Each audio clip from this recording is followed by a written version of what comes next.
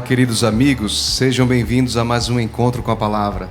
Estamos na primeira temporada de 2023 e hoje a gente vai conversar sobre o capítulo 8, que tem como título Planejamento para o Sucesso.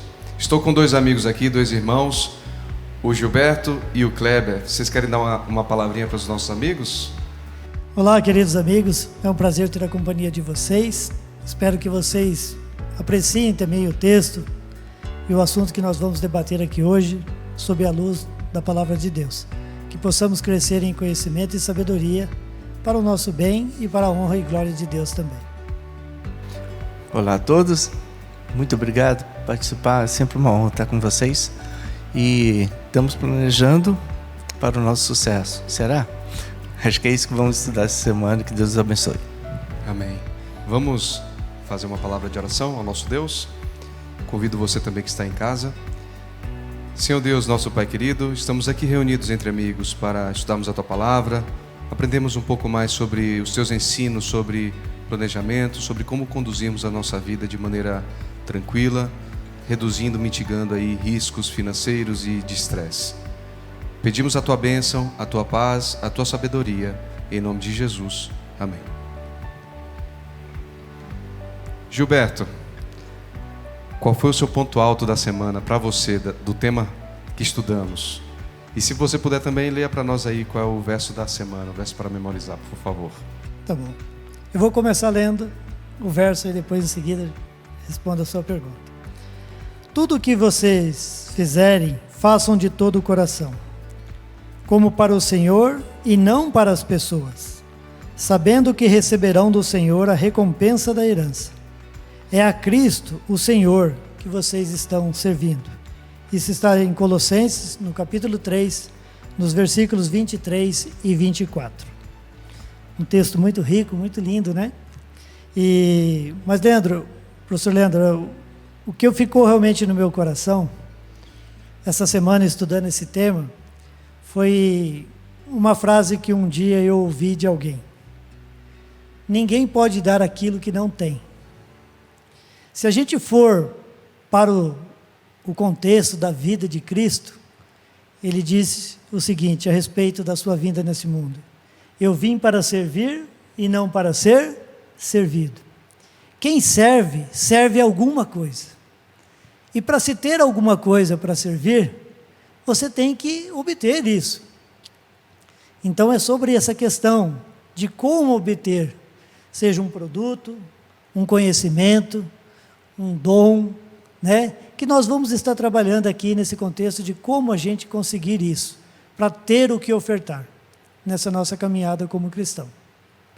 Interessante também, falando agora da minha percepção, né, sobre a ideia de sucesso que a Bíblia traz, né?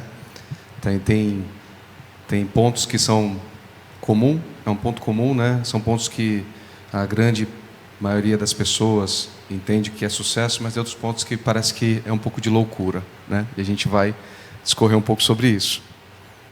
E Kleber, começando aí já nossa conversa aí de maneira mais direta, ali em Eclesiastes 12 fala sobre nós lembrarmos do nosso Criador nos dias da mocidade. Imagina ali com seus, 12 anos, 14, 15 anos. O que seria lembrar do Criador? E qual é a relevância desse convite, nesse contexto aí de planejamento, de mordomia? Eclesiastes é um livro interessante, porque o autor de Eclesiastes, quando se olha primariamente, é um livro extremamente depressivo. Se você for pensar, ler o livro sequencialmente, a impressão que você tem é o seguinte: nada vale a pena. Mas tem uma coisa que Eclesiastes fala, que é o que vale a pena. O que vale a pena é você se lembrar das coisas importantes no momento em que elas podem ser resgatadas. Assim, não adianta nada você pensar: nossa, eu tive meu filho, eu poderia ter tido a oportunidade de, quando ele era criança, sair para poder passear com ele, sair para poder fazer. Passou. Não existe nada que vale a pena com relação a coisas que passaram, a oportunidade que você perdeu. Então, acho que uma mensagem forte do livro de Eclesiastes é: Se importe com as coisas que valem a pena, enquanto elas podem ser restauradas, podem ser recuperadas, podem ser úteis. Então, quando falo com relação à sua juventude, à sua mocidade, não é somente quando muito pequenininho, é quando, em cada momento, nas oportunidades que surgem na vida, e fazer realmente as coisas que valem a pena. Acho que é esse o grande dom de Deus. Professor Leandro, Por favor. eu acho que, indo na linha também do professor Kleber, ali em Gênesis 2,15, está dizendo o seguinte, que Deus criou o homem e colocou ele ali no jardim para cultivar e guardar. Ou seja, para você produzir algo, você tem que cultivar isso. Tem que se dedicar bastante, tem que buscar o melhor, né? Porque o nosso Deus é um Deus de excelência. As coisas de Deus, você tem que prestar atenção. Olha para o processo criativo de Deus. Não está lá que Deus criou o pássaro em primeiro lugar. Porque o pássaro precisa do quê? De um céu para voar, de uma árvore para pousar e fazer o seu ninho. E todas essas coisas, primeiramente, foram criadas até chegar nos seres viventes, os animais, os pássaros, né? E depois a nós. Deus é um Deus de inteligência, e um Deus de inteligência aliado à sabedoria. Então, quando a gente pensa num planejamento de crescimento, de geração de uma riqueza, seja ela expressa através de bens materiais, através de um conhecimento cultural, alguma coisa do tipo, nós temos que pensar que nós temos que parar antes. Buscar, primeiramente, da fonte que é de Deus. Se você for para o texto bíblico ali em Tiago, capítulo 1, nos versículos de 5 a 8, Tiago nos dá um conselho, através da palavra de Deus, né? Ele diz o seguinte assim, ó, busque a Deus a sabedoria, que será dada a cada um que pedir prontamente. Aqui na sabedoria não tem o espere, não tem isso. O texto bíblico está dizendo que Deus atende prontamente aqueles que buscam essa sabedoria. Então, a própria palavra, já que o tema nosso dessa semana é planejamento, o que é planejar? É pensar antes. Você vai para um grande grupo econômico, quando eles querem abrir um estabelecimento numa certa região, eles fazem estudos prévios da capacidade dos tipos de sociedade de consumo que irá ocorrer ali, né? O tipo de prédio para ter um melhor atendimento, oferecer um atendimento, uma embalagem do produto que vai ser entregue, como aquilo vai cativar e chamar a atenção dos seus clientes. Tudo isso é planejamento. Uma outra coisa que tem que ocorrer para que o sucesso, e esse sucesso também aqui, como o professor Leandro disse, é algo que também nós temos que ter em mente o que significa ser sucesso. A lição falou a respeito de José do Egito, que de uma prisão chegou à condição de governador da maior potência econômica dos dias dele. Mas também falamos a respeito de João Batista, que pregou, que preparou os caminhos do Senhor e terminou os seus dias dentro de um calabouço e com a morte física, né? Então, primeira coisa, o que é sucesso? Segundo a orientação de Deus. Outra coisa, para alcançar esse sucesso, eu tenho que passar por um processo de planejamento, de pensar antes, de buscar sabedoria, de buscar inteligência, não baseados em conceitos humanos, mas unicamente na orientação de Deus. Então, quando ele diz ali, criei o homem para ele cultivar, ou seja, para ele trabalhar, para obter alguma coisa para servir. E ele diz guardar.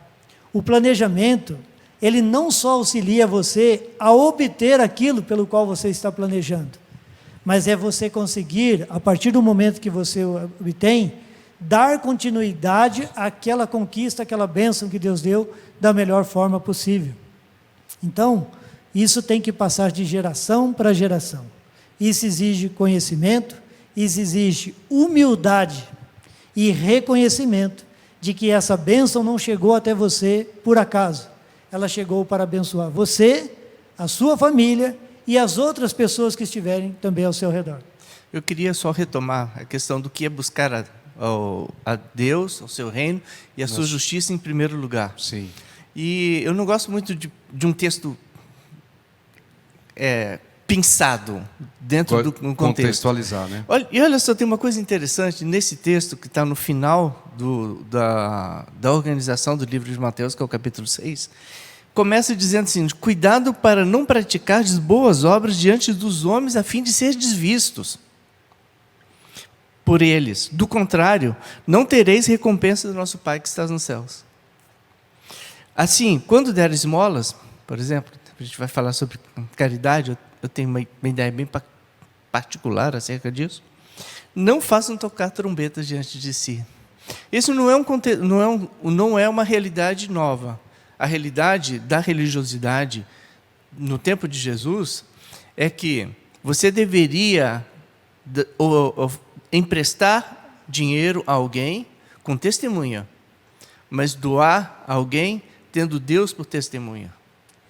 Então, muitas vezes, a questão de buscar a Deus, a sua justiça, é buscar o seguinte: é fazer o bem pelo bem, e não pela recompensa humana que você vai receber deste bem. Entende? Assim, e o restante é ansiedade, deixa Deus cuidar. E existe uma coisa que eu até queria fazer uma pergunta para você. Jacó, na trajetória dele, e naquela trajetória da saída dele e tudo mais, repara que muitas das coisas que ele fez foram planejadas. Jacó planejou a ação com a mãe dele, mas a reação foi inesperada. Ele teve que mudar os planos, porque aquilo que ele planejou não aconteceu. Jacó se deitou no meio, se deitou no meio, cercado por uma pedra, num lugar onde ele podia se acomodar e puxar, e teve uma visão. Depois ele levantou dizendo: certamente Deus estava aqui e eu não sabia. Aquilo não estava planejado, mas aconteceu. Depois Jacó chegou para o seu futuro sogro e falou: não, amei a Raquel, eu quero ela para mim, eu vou trabalhar para você 7 anos para ter Raquel. Saiu como ele planejou? Também não. E ainda assim podemos dizer que a vida de Jacó foi uma vida que não foi bem sucedida? Foi muito bem sucedido, né? Em aspectos não somente espirituais, mas financeiros e de posses e de bens também, né? Dentro de tudo que vocês falaram, voltando ali à primeira pergunta sobre lembrar de Deus ou conhecer a Deus, lembrar de Deus no dia da mocidade, para mim vem a ideia de reconhecer que Deus é o Criador, reconhecer que Deus é o dono de todas as coisas, das posses, e entregar a minha vida a Ele, desde a minha mocidade, desde o início, desde quando eu começo a ter uma certa maturidade, entregar e confiar a Ele os meus planos, o meu planejamento. Quando a gente faz um planejamento para uma empresa, né, algum empreendimento nesse sentido, a gente costuma contratar consultores, que são pessoas que têm uma experiência de vida, cabelo branco, já viveram muita coisa, têm um currículo, né, específico para aquele tema. Só que a gente tem um consultor fantástico, que é o nosso Deus. Então, eu entendo também, quando a gente lembra de Deus, a gente também fala: Senhor, eu estou com essa ideia, eu quero educar meu filho dessa forma, eu quero morar em tal lugar, eu quero, jovem, né? Quero fazer tal vestibular, quero seguir tal carreira. É isso que o Senhor quer? É esse o seu plano para mim, que você que me criou?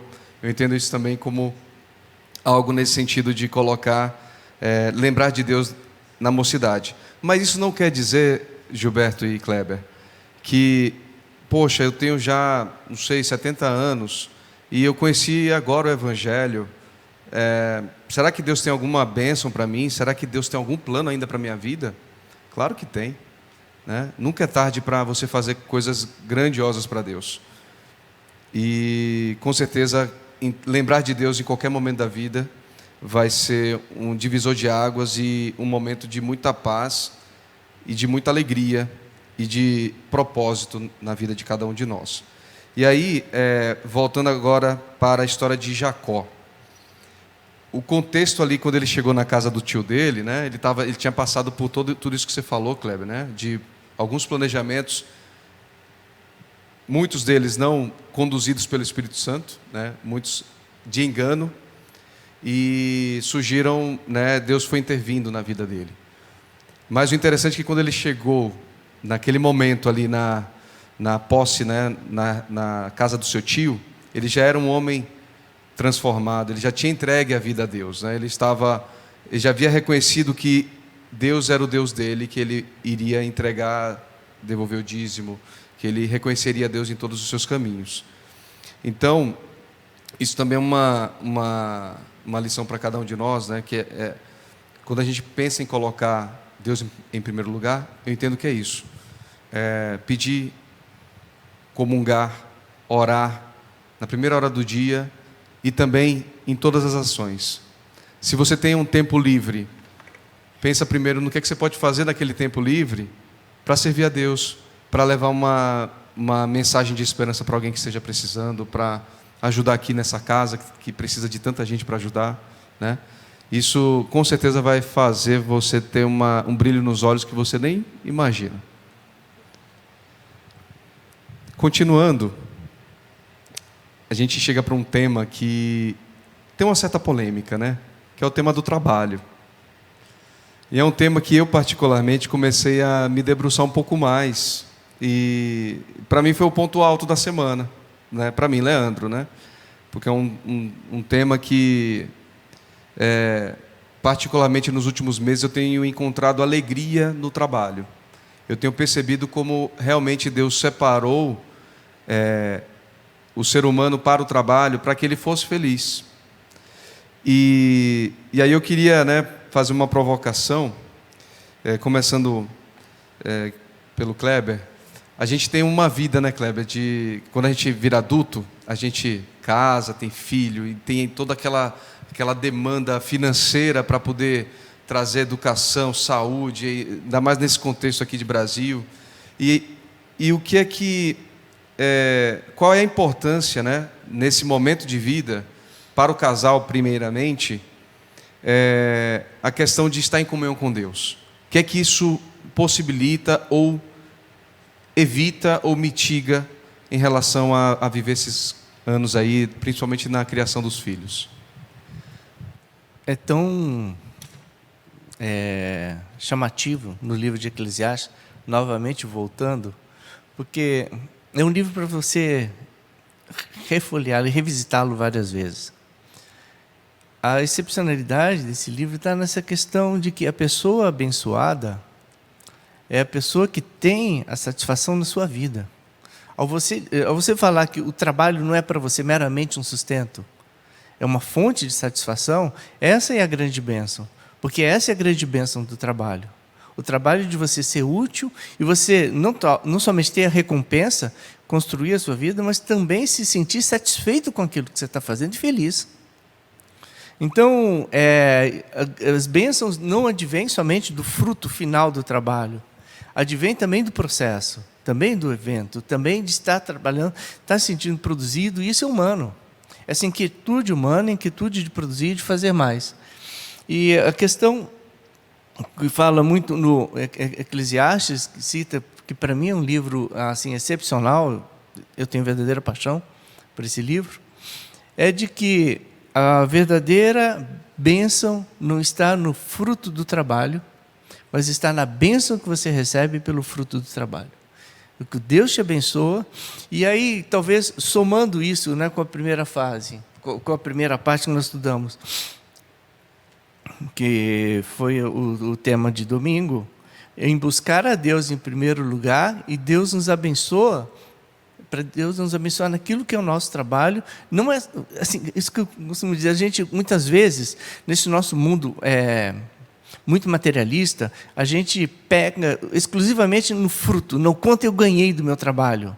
Aí depois você pensa, o quanto de tempo eu usei fazendo coisas que me dão também satisfação, que também Deus me abençoa. Então, essa bênção do processo de trabalho, estou insistindo nisso porque para mim foi um grande ponto alto disso. O trabalho em si é uma bênção. Exatamente. Por favor, Gilberto. Professor, só tentar contribuir aqui.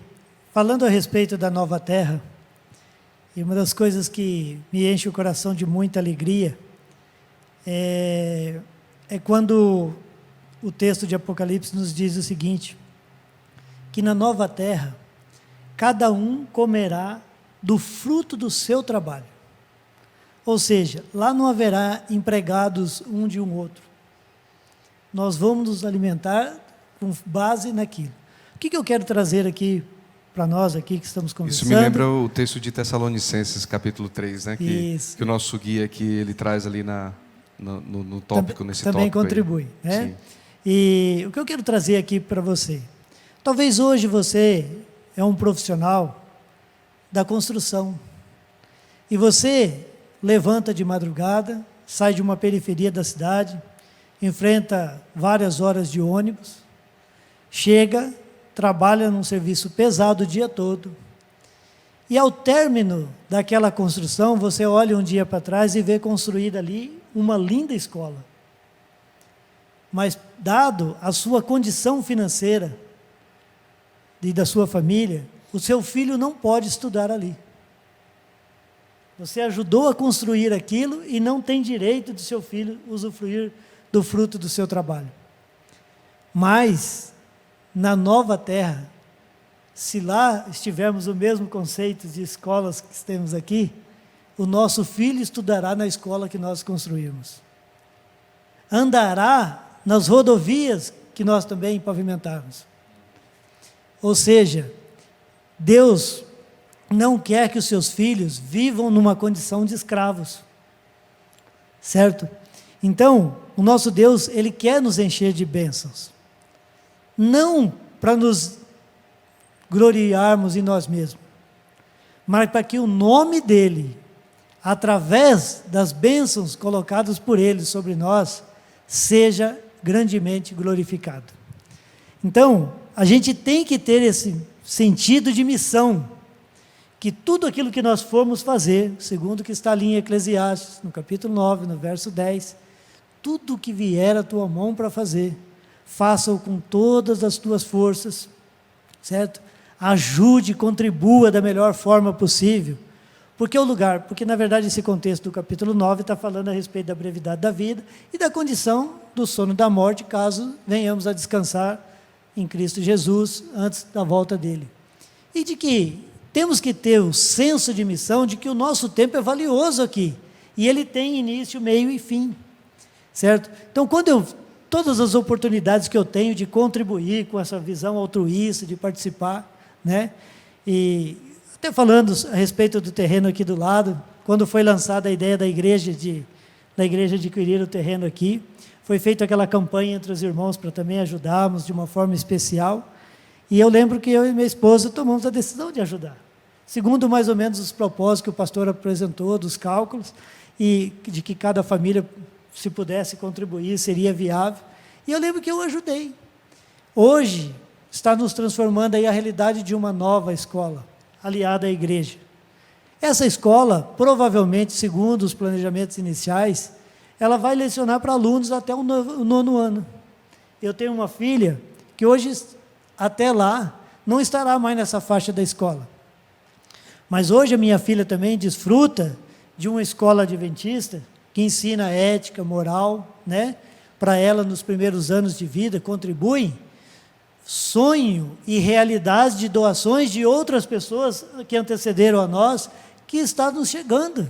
Então é um prazer para mim, de uma forma altruísta, contribuir com esse novo contexto que irá abençoar tantas famílias aqui dentro do bairro do qual nós estamos inseridos. É você ter essa alegria que o Kleber disse, trabalhar com alegria, contribuir com alegria, com sentido de missão, de grandeza. Os filhos de Deus pensam grandes, porque o nosso Deus é grande em pensar, em construir caminhos que produzam bênçãos em grande quantidade para todos aqueles que o servem. Porque eu só queria comentar uma coisa, como começa o capítulo 9 de Eclesiastes. O capítulo 9 começa criticando enormemente a ostentação. Aquela questão do acumular pelo acumular. Entende? Você ter por ter, e deixa de ser e deixa de viver. Então, você perde, inclusive, a satisfação do processo, porque a vida é um processo. A vida não é um final, nossa, agora eu vou aposentar, agora eu vou usufruir a minha vida. Não. A grande mensagem que passa é que Deus vai te abençoar agora, no processo, pouco importa o resultado. Aliás, quando foi comprado aqui do lado, foi feito um planejamento. Você repara que o planejamento hoje é totalmente diferente do que foi planejado, e graças a Deus, é melhor do que o que se pensava. É isso que Deus faz, Ele abençoa o processo, o nosso andar, e por isso que vão ter satisfação naquilo que a gente está fazendo. Exatamente. A gente tem que tomar muito cuidado, né, Kleber? Quando a gente pensa em acumular, muitas vezes pode ser uma afronta a Deus, no sentido de que eu estou querendo acumular para não depender de Deus. Não estou mais confiando que Deus vai me sustentar. Mas, ao mesmo tempo, Deus quer que a gente tenha um planejamento, que a gente tenha uma maturidade financeira, para a gente não passar por apuros desnecessariamente. E aí eu queria ler um texto aqui de Ellen White. Esse está sendo o meu primeiro livro do ano, né, que é Vida e Ensinos. E lá no capítulo, deixa eu lembrar aqui, no capítulo 9, na página 54, tem alguns parágrafos sobre o trabalho que ela escreve, né? E eu queria ler pelo menos um ou dois parágrafos aqui, compartilhar com vocês. Fala o seguinte: Deus ordenou que os seres criados por Ele trabalhem. A felicidade deles depende disso. Ninguém no grande domínio da criação do Senhor foi feito para ser preguiçoso. Nossa felicidade aumenta e nossa capacidade se desenvolve ao nos empenharmos em ocupações úteis. A ação transmite energia. Perfeita harmonia prevalece no universo de Deus. Todos os seres celestiais estão em constante atividade. Ou seja, todo o universo, não está falando só no contexto aqui da Terra. E o Senhor Jesus, no trabalho de sua vida, nos deu a todos um exemplo. Ele andou fazendo o bem. Isso está lá em Atos, capítulo 10, 38. Deus estabeleceu a lei da ação obediente. Silenciosos, mas incessantes, os objetos de sua criação fazem seu trabalho designado. E aí ela traz mais um contexto aqui sobre agora a criação de Deus, a natureza. O oceano está em constante movimento. A relva que cresce, que hoje existe e amanhã é lançada ao forno, desempenha seu papel vestindo o campo de beleza. As folhas se movem e, no entanto, não se vê mão alguma tocá-las. O sol, a lua e as estrelas são úteis e cumprem magnificamente sua missão. Aqui dá para discorrer, assim, por meses, sobre o trabalho, sobre a criação de Deus. Eu gosto muito sobre esse tema do criacionismo e eu vejo como Deus foi extremamente amoroso e ao mesmo tempo sábio ao colocar a vida aqui nesse planetinha, nesse contexto aqui, nessa localização no sistema solar, para mostrar, à medida que a gente vai estudando, a gente percebe como é um ajuste fino, como a vida aqui na Terra, ela não tem desculpa para nos levar a um raciocínio que não seja que existe um designer, que existe um projetista.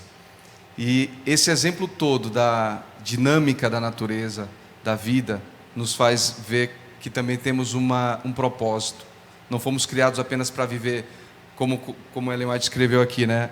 Vamos deixar a relva, a natureza bonita, né? A relva, ela cresce, deixa aquela paisagem bonita, você viaja assim na rodovia e vê aquelas paisagens, mas ela vai morrer daqui a pouco. Nós não somos apenas isso, não estamos aqui apenas para fazer a máquina girar ou algo nesse sentido. Nós fomos criados à semelhança de Deus para sermos eternos. Mas ao longo dessa vida aqui na Terra, nós temos sim uma missão, que é fazer a paisagem ficar mais bonita também para as pessoas que estão em trevas.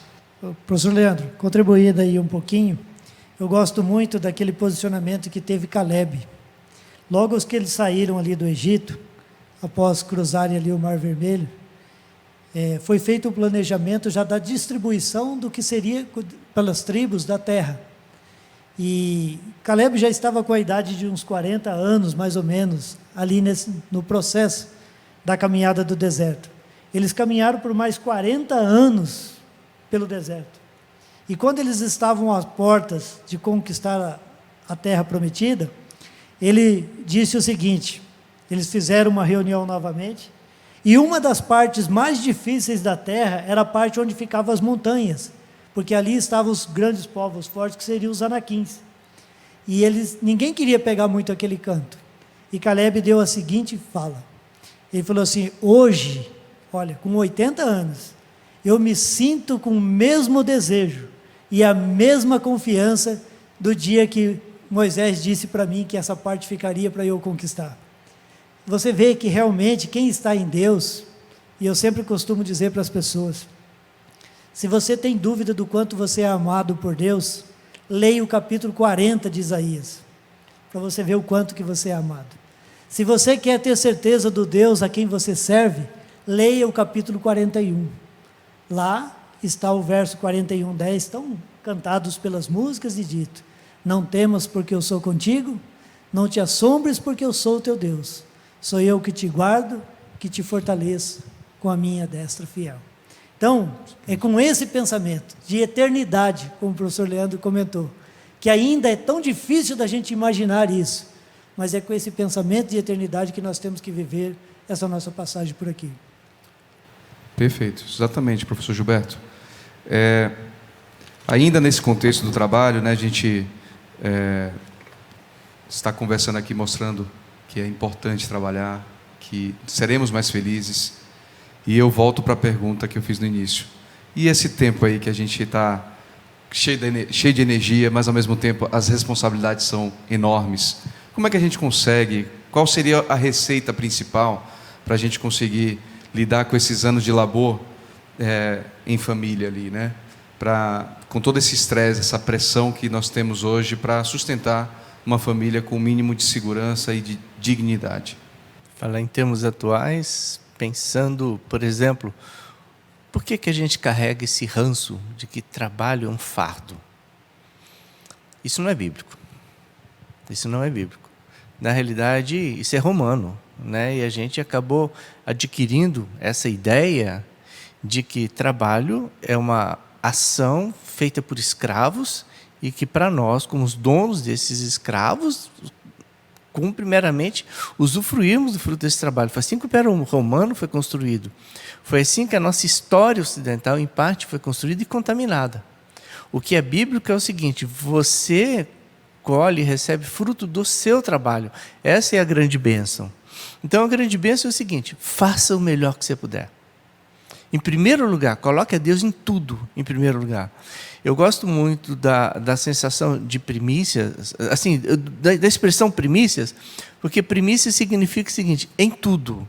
Uma ação que eu vou fazer, muitas vezes, 3 segundos que você para, pensa e pede para Deus te ajudar. Isso é primícia, isso é colocar talvez o reino de Deus em primeiro lugar e se deixar levar por isso. E se deixar levar por isso. E é ter justamente essa satisfação. O trabalho, ele tem que ser uma bênção para quem trabalha e uma bênção para aquelas pessoas que vão receber o fruto daquele trabalho. Você citou a história, né, de uma pessoa que constrói uma escola. Então, se ele trabalhou, ele recebeu aquela bênção, recebeu a recompensa, ele fez aquilo com prazer, porque é a satisfação dele de fazer aquilo. É também uma bênção para as pessoas que vão usufruir daquela escola e das crianças. Então, a grande bênção do trabalho é justamente isso. O trabalho, ele dissemina a bênção. E no contexto familiar, eu entendo que tem que haver um combinado, né? Eu e minha esposa e os filhos, vamos fazer um acordo aqui? Vamos andar nos princípios de Deus? Vamos temer a Deus? Eu entendo que quando a família está unida, às vezes basta um, a casa já é abençoada. Eu falo isso baseado na história da minha família. Minha mãe foi a primeira a se converter, né? Então, às vezes, a partir de uma pessoa que está sendo luz ali, ela contamina positivamente, ela influencia positivamente as outras pessoas e a bênção de Deus recai sobre aquele lar. Mas quando todo o lar, todos os membros da família estão unidos nesse propósito de servir a Deus, de estudar a sua palavra, de ler Eclesiastes, estudar Provérbios, colocar os princípios de ética, de moral, de diligência no trabalho, de fazer o seu melhor, você acaba tendo uma prosperidade e uma resiliência frente às dificuldades. Você vai ter mais paz, você vai ter mais sabedoria para resolver os problemas, você não tomará nenhuma atitude impulsiva, que muitas vezes essas atitudes impulsivas pioram o problema. Você vai consultar a Deus, assim como fez o povo de Israel em muitas ocasiões, antes de tomar alguma decisão, e os problemas serão menores e sua ansiedade, etc. E aí, Gilberto, eu queria que você comentasse, a lição ela traz aqui 3 pontos assim que podem ajudar os pais assim na formação dos filhos. Porque essa questão de preparar os filhos para a vida, né, para as responsabilidades que virão, é algo fundamental na sociedade. E muitas vezes os jovens eles crescem sem essa guia, sem esse auxílio de pessoas mais velhas, principalmente dos pais. Queria que você comentasse um pouco. Em primeiro lugar, a lição trabalhou com a gente a questão de oferecer um ambiente cristão, para que eles possam perceber, aprender a gostar da presença de Deus, né? É ali através do culto familiar, através de conversas citando textos bíblicos. A música que deve ocupar o nosso espaço da nossa família tem que ser uma música que engrandeça a Deus e promova em nós crescimento, né? Tem também a questão da gente, desde o início, criar nas crianças a disposição pelo trabalho e mostrar que o fruto do trabalho, a recompensa, seja ela financeira ou de outra forma, que ela produz na criança, desenvolver neles o desejo de que alguém está disposto a pagar fortemente por um trabalho bem feito, por algo que realmente atenda a necessidade de alguém que precisa desse seu trabalho. Um outro ponto foi a questão aqui, a garantia de uma boa educação. E essa boa educação aqui não significa o colégio mais caro, mas aquele colégio que é capaz de ajudar juntamente com a família a reforçar os valores de ética, de moral, né? O que é uma coisa ética, o que é uma coisa moral? É algo que, se praticado, pode ser praticado por todos e é capaz de gerar resultados positivos para todos. Isso faz com que a gente elimine do coração a questão do egoísmo, certo? Da gente pensar que as nossas atitudes, elas promovem sim resultados, e resultados que vão influenciar sobre mim e sobre aquele que também está ao meu redor. Muito bem. Você que é pai e mãe, tá aí dicas valiosíssimas, né? E nesse contexto, Kleber, falando aí de ética e moral, eu lembro de José na casa de Potifar, né? Ele viveu uma situação ali muito interessante, sofreu uma injustiça, né, no final desse período de trabalho, digamos assim, mas ele foi uma pessoa extremamente bem-sucedida lá dentro. Queria que você conversasse com a gente um pouco, trouxesse um pouco da sua percepção e o seu entendimento dos principais motivos desse sucesso de José. Quando a gente olha atentamente a história de José, tem aquela história da tentativa, da sedução da esposa de Potifar. Se José fosse meramente um escravo, ele teria sido simplesmente executado. José, não, naquele momento já não era. Naquele momento, José já usufruía de um grande sucesso. Porque como uma pessoa que era estrangeira, que veio como escravo, foi vendido, assim, Potifar o comprou como uma mercadoria, e depois, quando possivelmente aconteceu um crime da parte dele, José não foi simplesmente eliminado, mas sim colocado na prisão, aonde ficavam os prisioneiros do rei. José não foi colocado em qualquer prisão. Tanto é que os servos que serviam diretamente o faraó ficaram presos ali, na mesma prisão. Então, José, ele não foi abençoado no final. José já foi abençoado em todo esse momento. E, inclusive, numa coisa que foge um pouco do nosso controle. José foi abençoado porque Potifar viu em José quem ele era. Então, assim, não é simples, é a bênção também de Deus de abrir as oportunidades além dos nossos esforços. Ou seja, os nossos esforços terem essa recompensa de algo que foge do controle. Muito interessante essa colocação, Kleber, porque a gente acaba pensando que José só sofreu, né, que ele não teve nenhuma evidência do cuidado de Deus e que ele só teve a bênção lá no final, quando foi conversar com o rei, teve os sonhos, né, e o rei o colocou naquela posição. Não, ele teve evidência desde o momento que ele foi preso, quando ele estava naquela caravana ali de escravos, né, indo para o Egito. Foi um momento ali que ele teve uma grande virada de chave na sua maturidade espiritual. Ele entregou a vida a Deus ali naquele momento. Ele percebeu que ele estava sozinho, que ele só dependia de Deus. Ele não tinha mais o pai para o mimar, para o cuidar, o proteger. E aí, a partir daquele momento, ele foi vendo Deus agindo na vida dele, e ele sendo fiel a Deus, buscando ser fiel. E é uma coisa que por nós mesmos a gente não consegue, tem que ser uma decisão nossa, e joelho no chão, e render a Deus todo dia de manhã. Eu queria só fazer Por favor. Se a gente for pensar bem, Jacó falhou enormemente nisso. E Sim. o que aconteceu com José tem um grande cunho de responsabilidade de Jacó. Porque Jacó não percebeu o sentimento dos outros filhos dele para com José, que ele, Jacó, estava semeando. Sim. Então, Jacó, José era aquele filhinho mimadinho mesmo de José. Os outros ganhavam trabalho, ganhavam a obrigação de ter que ir de campo em campo fértil para poder cuidar das ovelhas, enquanto José recebia uma capa colorida, feita pelo próprio pai.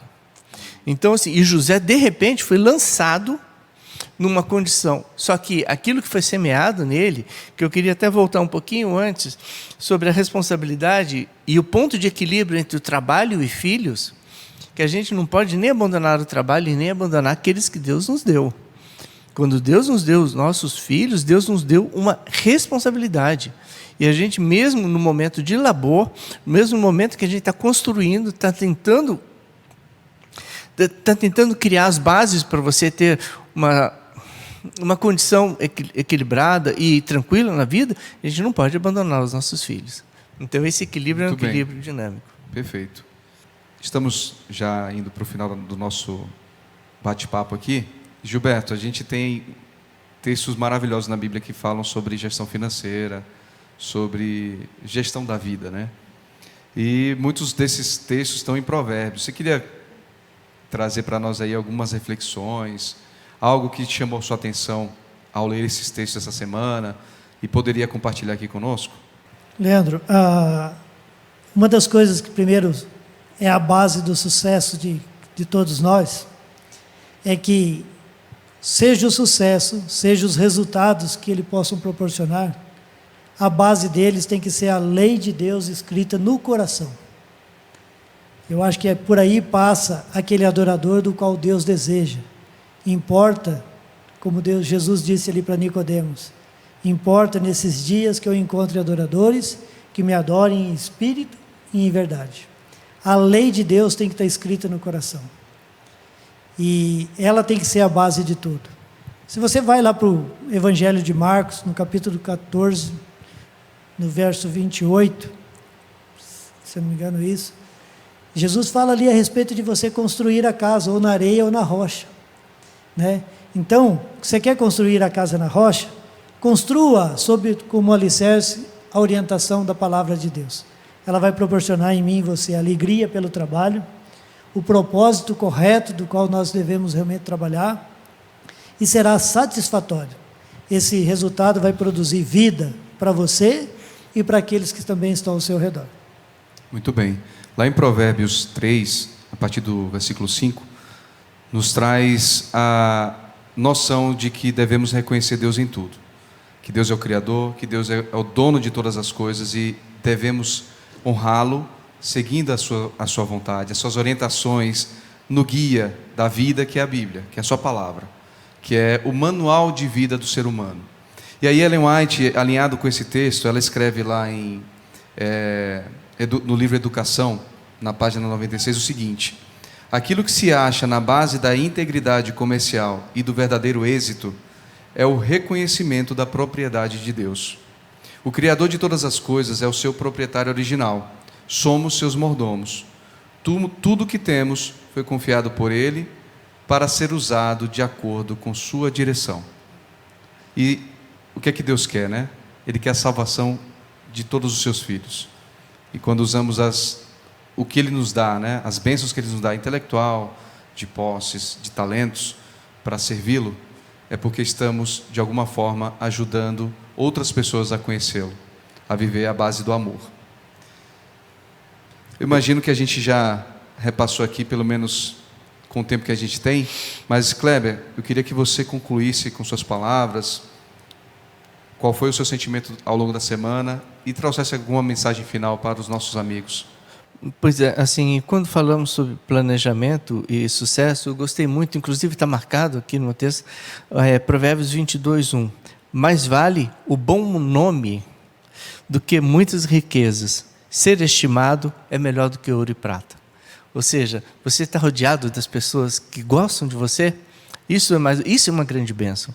Assim, o que Deus quer não é somente um fruto final, Ele quer que aqui também nós sejamos abençoados por tudo, e Ele quer abençoá-los em tudo que fizermos. Para isso basta o quê? Buscá-lo em primeiro lugar. Amém. Leandro, Deus faz recair a chuva e o sol sobre bons e maus. Então, ambos podem obter resultados. A diferença entre os que colocam Deus de lado e aqueles que são tementes ao Senhor será a forma de utilização da bênção recebida. Então, que a gente possa buscar a Deus, sabedoria, inteligência, o controle, o planejamento, tudo seja para que as bênçãos que Deus proporciona a nós, elas sejam bem usadas, cuidadas, num conceito de mordomia, daquele que cuida de alguém que é o dono de tudo aquilo. Eu só queria, só mais uma intervenção, assim, do ponto prático, que eu vejo com relação a essa lição, acho que o que Deus pede para a gente é o seguinte: vamos planejar para termos sucesso, para sermos prósperos, e não para termos ostentação. Ter ostentação só serve para a nossa própria vaidade. Sermos próximos, nós vamos fazer do nosso trabalho e do fruto do nosso trabalho uma grande bênção, que é a nossa função nessa terra. Assim, quando Deus abençoou Abraão, Ele não deu a Abraão um conselho, Ele deu uma ordem. A ordem foi: ser tu uma bênção. Abraão, a partir deste momento de você ter recebido a bênção, é tua obrigação ser uma bênção a todos. Então, para nós, a questão buscar a Deus em primeiro lugar, termos satisfação do nosso trabalho, termos satisfação do nosso fruto do nosso trabalho, e o nosso fruto do nosso trabalho também abençoar os outros. Eu acho que, no meu entender, foi a síntese do tema dessa semana. Muito bem. Então, para encerrarmos, eu convido você a orar conosco, agradecendo a Deus esse momento tão maravilhoso de aprendizado. Oremos. Senhor Deus, nosso Pai querido, somos imensamente gratos a Ti, porque o Senhor nos ama, o Senhor está totalmente disponível e acessível a nós para nos abençoar, para guiar os nossos passos, para nos ajudar a servi-lo, e dessa forma também, servindo, somos mais felizes, porque vemos pessoas sendo salvas, pessoas saindo das trevas, pessoas melhorando de vida, pessoas sendo curadas fisicamente e espiritualmente. Pedimos que o Senhor esteja conosco, esteja com cada amigo que está nos assistindo, dando paz, sabedoria e o desejo de Te conhecer cada dia mais. Pedimos essas coisas e agradecemos também tantas outras, em nome de Teu Filho amado Jesus Cristo, que morreu por nós. Amém.